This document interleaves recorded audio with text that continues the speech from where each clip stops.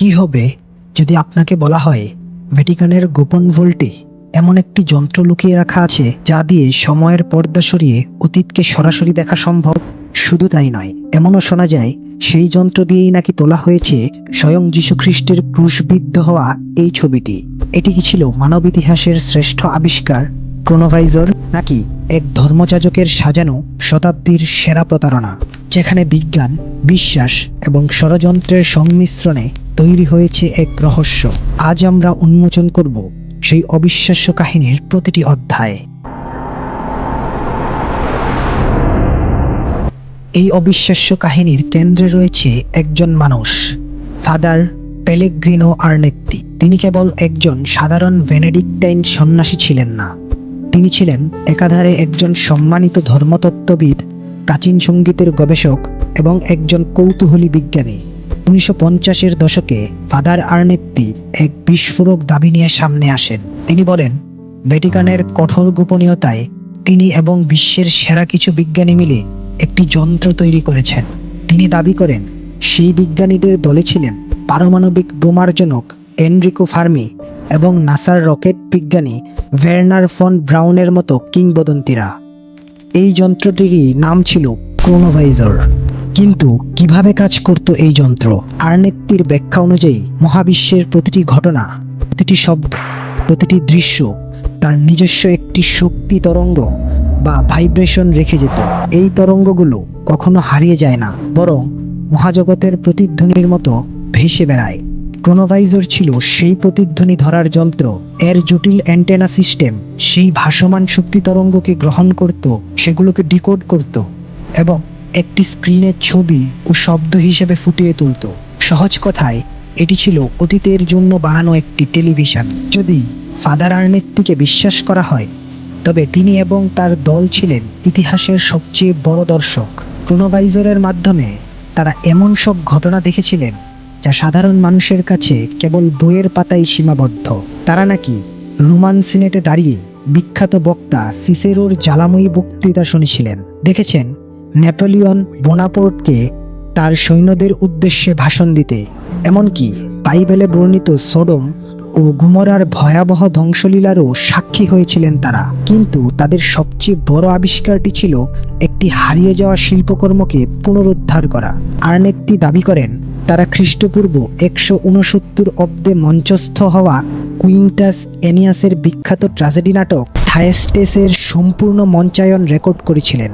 একটি নাটক যা প্রায় 2000 বছর ধরে হারিয়ে গিয়েছিল, সেটা নাকি তাদের চোখের সামনে জীবন্ত হয়ে উঠেছিল। তবে এই সমস্ত দাবিকে ছাড়িয়ে গিয়েছিল একটি ঘটনা।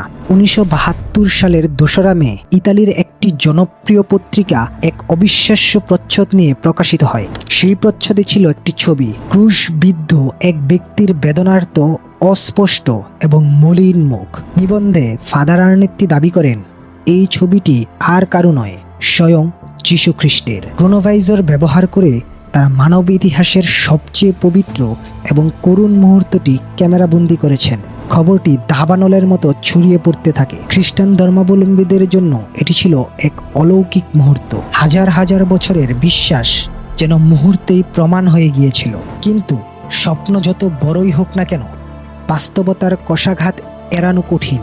খুব শীঘ্রই এই চাঞ্চল্যকর দাবি এবং ছবিটিকে ঘিরে সন্দেহের কালো মেঘ জমতে শুরু করে। বিশেষজ্ঞরা ছবিটি পুঙ্খানুপুঙ্খভাবে বিশ্লেষণ করতে শুরু করেন, আর তখনই বেরিয়ে আসে আশ্চর্যজনক সত্য। ফরাসি ইতিহাসবিদ জ্যাকাস ভেলি প্রমাণ করেন ক্রোনোভাইজর দিয়ে তোলা বলে দাবি করা যিশুর ছবিটি আসলে স্পেনের একটি গির্জায় থাকা কাঠের ক্রুশবিদ্ধ যিশুর একটি ভাস্কর্যের হুবহু প্রতিফলন।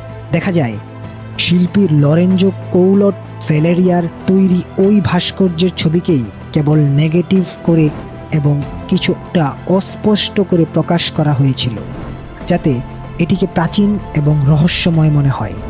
শুধু তাই নয়, আর্নেত্তির দাবি করা হারিয়ে যাওয়া নাটক থায়েস্টেস এর যে পাঠ্যাংশ তিনি প্রকাশ করেছিলেন, তাও নাটকের একটি বিদ্যমান খণ্ডিত অংশের সামান্য পরিবর্তিত রূপ বলে প্রমাণিত হয়ে যায়।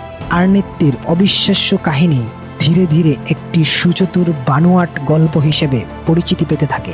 জীবনের শেষ দিকে 1994 সালের মৃত্যুর ঠিক কিছুদিন আগে ফাদার আর্নেত্তি নাকি একটি স্বীকারোক্তি দিয়ে যান। শোনা যায় তিনি তার সহকর্মীদের কাছে স্বীকারোক্তি করেছিলেন যে যিশুর ছবিটি একটি মিথ্যা ছিল এবং থাইস্টেস নাটকটিও তিনি রচনা করেছিলেন। কিন্তু এখানেও একটি রহস্য আছে। সেই স্বীকারোক্তিতেও তিনি নাকি জোর দিয়েই বলেছিলেন ক্রোনোভাইজর যন্ত্রটি সত্যিই বিদ্যমান, আর ভ্যাটিকান পৃথিবীর অন্যতম শক্তিশালী এবং গোপনীয় এই প্রতিষ্ঠানটি শুরু থেকেই আজ পর্যন্ত এ বিষয়ে সম্পূর্ণ নীরব। তারা কখনো ক্রোনোভাইজরের অস্তিত্ব স্বীকার বা অস্বীকার কোনোটিই করেন। এই নীরবতাই জন্ম দিয়েছে অসংখ্য ষড়যন্ত্র তত্ত্বের। অনেকেই বিশ্বাস করেন ভ্যাটিকান যন্ত্রটিকে বাজেয়াপ্ত করে তাদের গোপন আর্কাইভের গভীরে লুকিয়ে ফেলেছিল, কারণ তারা ভয় পেয়েছিল এমন একটি যন্ত্র যা ইতিহাসের যে কোনো সত্যকে সামনে নিয়ে আসতে পারে, তা প্রতিষ্ঠিত বিশ্বাস, ক্ষমতা এবং গোপনীয়তার ভিত নাড়িয়ে দেওয়ার জন্য যথেষ্ট। তাহলে ক্রোনোভাইজরের আসল সত্যটা কি?